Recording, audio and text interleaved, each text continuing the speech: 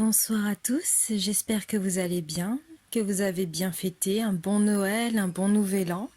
L'année 2021, j'espère qu'elle sera excellente, nous l'espérons tous, je pense. Et pour nous, aujourd'hui, nous allons parler d'une nouvelle créature de la mythologie, cette fois-ci grecque. Je parle de la chimère. C'est parti. La chimère est un monstre issu donc de la mythologie grecque. Elle serait née de l'union de Échidna ou Échidna, je ne sais pas comment on le prononce, et de Typhon. Elle est la sœur de Cerbère, du Sphinx, des Harpies et de l'hydre de Lerne. Elle fut tuée par Bellérophon ou Bellérophon, pareil, je ne sais pas trop comment ça se prononce, chevauchant Pégase. C'est une créature composée d'un lion pour la moitié avant de son corps, d'une chèvre pour la moitié arrière et une queue de serpent. Il s'agit d'un monstre femelle crachant des flammes.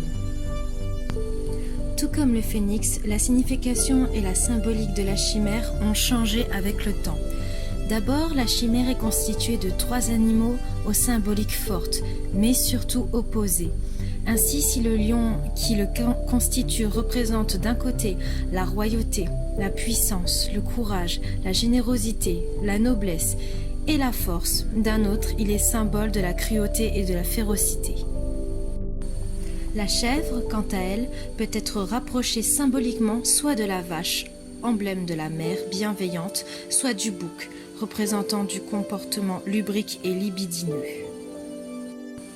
Et pour finir, le serpent, qui est un symbole ambivalent chez les Grecs de l'Antiquité, puisqu'il est le gardien des biens divins, mais on lui attribue également un caractère perfide et rusé. Quand on sait que la chimère était considérée comme un animal malfaisant, elle ravageait par le feu les terres de la Lycie au pied du mont Chimère. On considère donc que ce monstre est un condensé de cruauté, de pensée lubrique et de perfidie. La chimère représentait donc les vices que les Grecs méprisaient le plus. Ainsi, le mythe de Bellérophon, chevauchant Pégase, tuant la chimère est donc vu comme une allégorie de la vertu vainquant le vice. Il existe plusieurs légendes sur la chimère, mais l'une d'entre elles a retenu mon attention plus que les autres, celle de Plutarque qui raconte que Bellérophon serait un prince de Lycie.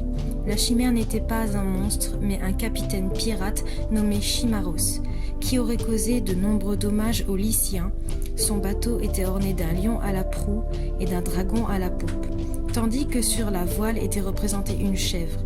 Bellérophon l'aurait pris en chasse avec le navire dont il s'est emparé, le Pégase, et l'aurait tué.